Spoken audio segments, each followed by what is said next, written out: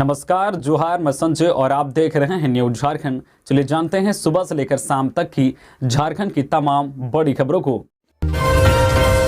CM आवास घेराव के दौरान छात्रों पर लाठीचार्ज, आंदोलनकारी का फटा सर। झारखंड के युवा आज 60-40 नियोजन नीति का विरोध करने के लिए मुख्यमंत्री हेमंत सोरेन का आवास घेरने पहुंचे थे। हजारों की संख्या में छात्र पहले मोरहाबादी में जुटे, इसके बाद वहां से मार्च करते हुए वह मुख्यमंत्री के आवास तक पहुंचने ही वाले थे, लेकिन रास्ते में कई जगहों पर बैरिकेडिंग होने की वजह से वह नहीं पहुंच सके। इसके बाद छात्रों ने वैकल्पिक रास्ता ढूंढकर मुख्यमंत्री आवास तक पहुंचने की कोशिश की, लेकिन फिर भी सफल नहीं हो पाए। इस दौरान छात्रों पर प्रशासन की तरफ से बर्बरतापूर्ण लाठीचार्ज की गई। लाठीचार्ज में कई छात्रों को गंभीर चोट आई है। मौके पर ही कई छात्रों का सिर फट गया, जिससे वह लहूलुहान हो गए। इसके बाद भी छात्रों का हौसला बुलंद था। वह लगातार हेमंत सोरेन की नीति के विरोध में नारे लगा रहे थे। कई छात्रों को हिरासत में लिया गया है। बता दें कि राज्य के बेरोजगार युवाओं की तरफ से 3 दिवसीय आंदोलन की शुरुआत आज से हुई है। आज मुख्यमंत्री आवास का घेराव था, वही 18 अप्रैल यानी कल मशाल जुलूस निकाला जाएगा। इसके बाद 19 अप्रैल को संपूर्ण झारखंड बंद का आह्वान किया गया है। झारखंड कैबिनेट की बैठक शुरू, कई महत्वपूर्ण प्रस्तावों पर लगेगी मुहर। झारखंड कैबिनेट की बैठक आज हो रही है। बैठक झारखंड मंत्रालय प्रोजेक्ट भवन स्थित मंत्री परिषद कक्ष में शाम 4 बजे से हो रही है। जानकारी के अनुसार इस बैठक में कई महत्वपूर्ण प्रस्तावों पर मुहर लग सकती है। बैठक में राज्य सरकार के कर्मियों व पेंशन भोगियों को 4% महंगाई भत्ता का लाभ दिए जाने संबंधित प्रस्तावों को मंजूरी मिल सकती है। बता दें कि इस वित्त वर्ष की यह पहली कैबिनेट बैठक हो रही है। यह पूर्व में 6 अप्रैल को निर्धारित की गई थी, लेकिन मंत्री जगन्नाथ महतो के आकस्मिक निधन की वजह से बैठक को स्थगित कर दिया गया था। झारखंड में 24 घंटे में कोरोना के 27 नए मरीज। राज्य में संक्रमितों की संख्या 166, बढ़ रहा है संक्रमण का खतरा, कितने तैयार हैं हम। झारखंड में कोरोना संक्रमण के मामलों में लगातार बढ़ोतरी दर्ज की जा रही है। पिछले 24 घंटे के आंकड़ों पर नजर डालें तो राज्य में कोरोना संक्रमण के 27 नए मरीज सामने आए हैं। पिछले 4 दिनों से आंकड़े लगातार बढ़ रहे हैं। इन बढ़े हुए आंकड़ों के साथ राज्य में कोरोना संक्रमण के कुल 166 संक्रमित मरीज हैं। राज्य के कई स्थानों पर मास्क लगाकर रहने की सलाह दी गई है। अस्पतालों में प्रवेश से पहले मास्क को एक बार फिर अनिवार्य कर दिया गया है। राज्य में कोरोना संक्रमण के मामलों में आ रही बढ़ोतरी इसके बड़े खतरे की तरफ इशारा कर रही है। पिछले 24 घंटे में राज्य में कुल 908 सैंपल की जांच की गई। इन सैंपल में 27 नए कोरोना संक्रमित सामने आए हैं। हैरान करने वाली बात यह है कि कोरोना संक्रमण के सबसे ज्यादा मामले राजधानी रांची में हैं। रांची में कोरोना संक्रमण के 63 मरीज हैं, जिनका इलाज चल रहा है। पूर्वी सिंहभूम में इसके बाद सबसे ज्यादा संक्रमित मिले हैं, जिनकी संख्या 28 है। देवघर में संक्रमित मरीजों की संख्या 14 है। वह पिछले 24 घंटे की बात करें तो पूर्वी सिंहभूम में पिछले 24 घंटे में ही 22 नए संक्रमित मरीज मिले हैं। पूर्वी सिंहभूम में बढ़ रही संक्रमितों की संख्या एक बड़ी चिंता का कारण है। इन इलाकों में काम करने वाले ज्यादातर लोग दूसरे राज्यों में हैं। रांची में पिछले 24 घंटे में 2 नए संक्रमित मिले हैं। सरायकेला में 2 नए संक्रमितों का पता चला है, जबकि कोडरमा में भी 1 नए संक्रमित मरीज की जानकारी मिली है। खबरों में आगे बढ़ने से पहले आपसे रिक्वेस्ट है कि अगर आप चैनल को सब्सक्राइब नहीं किए हैं तो प्लीज चैनल को सब्सक्राइब करके बेल आइकन प्रेस कर दें, जिससे आपको झारखंड की हर छोटी बड़ी खबर का अपडेट आप तक पहुंचता रहे। तो चलिए बढ़ते हैं खबरों की ओर। झारखंड में चढ़ता पारा, इस दिन बारिश की संभावना। सबसे ज्यादा गर्म पाकुड़, तापमान 42 डिग्री के पार। पूरे राज्य में अभी 3 डिग्री और बढ़ेगा तापमान। झारखंड में तापमान बढ़ने लगा है। अगले 3 दिनों में अधिकतम तापमान में 2 से 3 डिग्री की बढ़त दर्ज की जाने की संभावना है। इसका सीधा अर्थ है कि अभी राज्य में तपती गर्मी से राहत नहीं मिलेगी, बल्कि तापमान और बढ़ेगा। मौसम विभाग ने 20 अप्रैल के बाद मौसम में बदलाव की संभावना जाहिर की है। मौसम विभाग के अनुसार 20 अप्रैल को राज्य के पश्चिमी उत्तर हिस्से में हल्के गर्जन के साथ बारिश हो सकती है।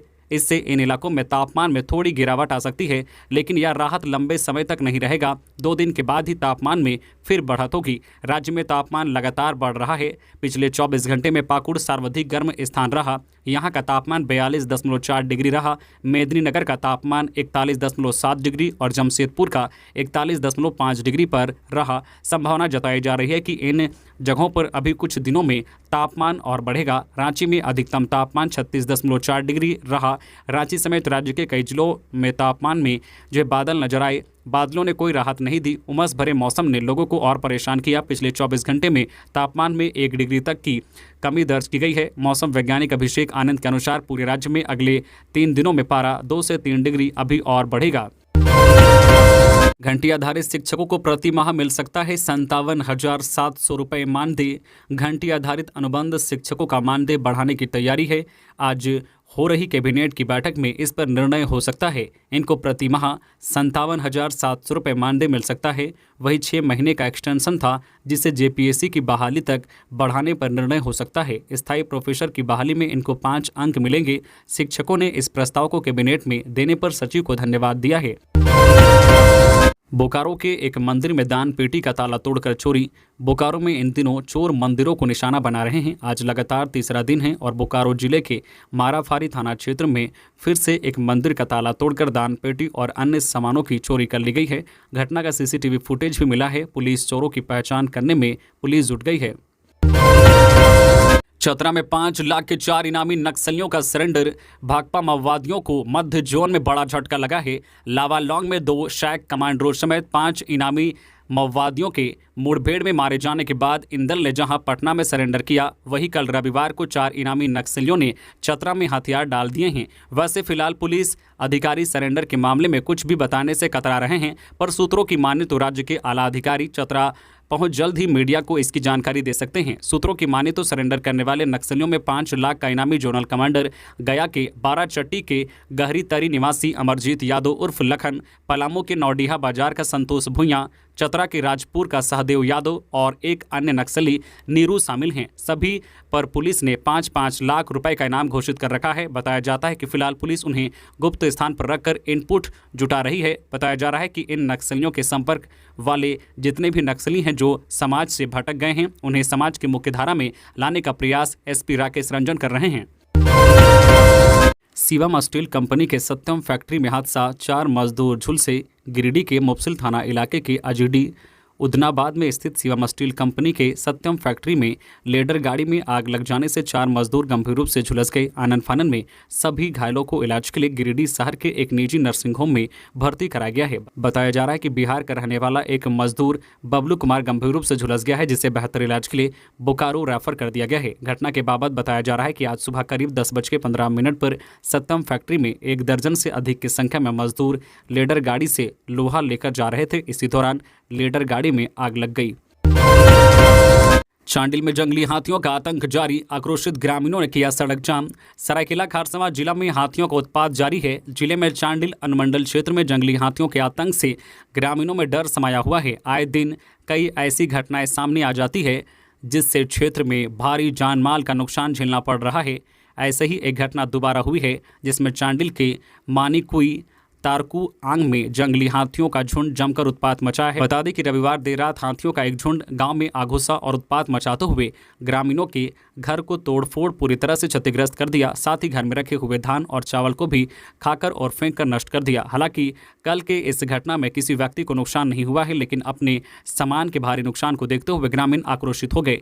गांव में लगातार हो रहे जंगली हाथियों के आतंक को लेकर सोमवार की सुबह ग्रामीण आक्रोशित हो गए और वन विभाग के प्रति आक्रोश व्यक्त करते हुए चांडिल कांडरा मुख्य मार्ग को घंटों जाम कर दिया। साथ ही ग्रामीणों का यह मांग है कि पिछले 1 सप्ताह से जंगली हाथियों का झुंड क्षेत्र में उत्पात मचा रहा है, लेकिन इस पर वन विभाग की ओर से कोई ठोस कार्रवाई नहीं की जा रही है। बजट की राशि 15 दिन में ही खर्च करने में दिखी तेजी। झारखंड सरकार के वित्त विभाग के निर्देश के बाद योजनाओं पर बजट राशि खर्च करने में तेजी आई है। अप्रैल के पहले 15 दिन में ही राशि खर्च करने में अप्रत्याशित तेजी दिख रही है। 15 अप्रैल तक सरकार के खजाने से 10,027 करोड़ रुपए से ज्यादा की योजनाओं के लिए स्वीकृति आदेश जारी कर दिया गया है। लगभग 9,417 करोड़ रुपए से ज्यादा की राशि का आवंटन भी कर दिया गया है। बजट राशि खर्च करने की यही रफ्तार रही तो वित्त वर्ष समाप्त होने के पहले ही राशि खर्च हो जाएगी। सरकार के प्रमुख विभागों ने इस बार स्वीकृति आदेश व आवंटन जारी करने में काफी तत्परता दिखाई है। मेडिकल कॉलेजों के लिए बनेगा शैक्षणिक व चिकित्सा कैलेंडर। झारखंड सरकार के सभी मेडिकल कॉलेजों में कार्यरत चिकित्सा शिक्षकों का मासिक शैक्षणिक और चिकित्सीय कैलेंडर बनाया जाएगा। किस चिकित्सा शिक्षक के द्वारा माह में कब क्या किया जाना है, इसकी जानकारी कैलेंडर में रहेगी। स्वास्थ्य विभाग के अपर मुख्य सचिव अरुण कुमार सिंह ने राज्य सरकार के सभी कैलेंडर कॉलेजों के प्राचार्य को इस बाबत निर्देश जारी किया है। चिकित्सक किस दिन कब शैक्षणिक कार्य करेंगे और कब चिकित्सीय कार्य करेंगे, इसका निर्धारण हर माह के पहले निर्धारित कर दिया जाएगा। कैलेंडर को मेडिकल कॉलेज की वेबसाइट पर अपलोड भी किया जाएगा ताकि छात्र छात्राओं के साथ साथ मरीजों को भी मेडिकल कॉलेज के चिकित्सकों की जानकारी मिल सके। अपर मुख्य सचिव ने अपने निर्देश में कहा है कि प्रत्येक मेडिकल कॉलेज शैक्षणिक संवर्ग के कार्यरत समस्त शिक्षकों का मासिक शैक्षणिक व चिकित्सीय कार्यों का कैलेंडर बनाए, मेडिकल कॉलेज की वेबसाइट पर अपलोड करे। यह भी सुनिश्चित करे कि निर्धारित कैलेंडर के अनुसार शिक्षकों के द्वारा शिक्षण एवं चिकित्सीय कार्य निर्धारित समय पर किया जा रहा है या नहीं। गुलाबी के बाद अब आसमानी ऑटो चलाएंगी महिलाएं। राजधानी रांची में गुलाबी ऑटो के बाद महिलाएं अब आसमानी ऑटो चलाएंगी। इन ऑटो की चालक वैसी महिलाएं होंगी जो घर घर जाकर मेड सर्वेंट का काम करती हैं। इनमें अधिकतर आदिवासी महिलाएं होंगी। नारी शक्ति झारखंड की अध्यक्ष आरती बेहरा ने बताया है कि महिलाओं को ऑटो उपलब्ध कराने का जिम्मा लिया है। इन्हें सरकार से कम दर पर लोन भी उपलब्ध कराया जाएगा। आरती बेहरा ने कहा है कि समाज कल्याण विभाग से भी जो है लाचार महिलाओं को सब्सिडी दिलाने का प्रयास किया जाएगा ताकि ऐसी महिलाएं अपने पैरों पर खड़ी हो सके। महिलाओं को ऑटो चलाने का प्रशिक्षण भी दिया गया है। अधिकतर के पास लाइसेंस भी है, जिनके पास नहीं है उनका लाइसेंस शीघ्र बन जाएगा। अमरनाथ यात्रा के लिए रजिस्ट्रेशन आज से शुरू। जाने कितना लगेगा शुल्क, क्या है ऑनलाइन प्रक्रिया। अमरनाथ यात्रा के लिए सोमवार यानी 17 अप्रैल से रजिस्ट्रेशन शुरू हो गया है। इसके लिए भक्त ऑफलाइन और ऑनलाइन मोड के माध्यम से रजिस्ट्रेशन कर सकते हैं। जम्मू और कश्मीर में 62 दिवसीय अमरनाथ यात्रा 1 जुलाई 2023 को शुरू होगी और इसका समापन 31 अगस्त को होगा।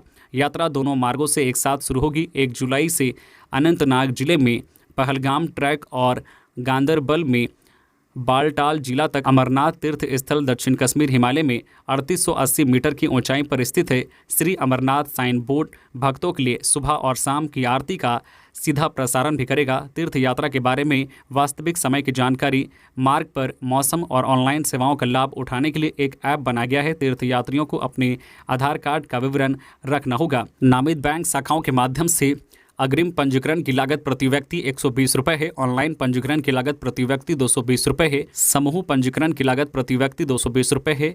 NRI तीर्थयात्री PNB के माध्यम से प्रति व्यक्ति 1520 रुपये में पंजीकरण करा सकते हैं।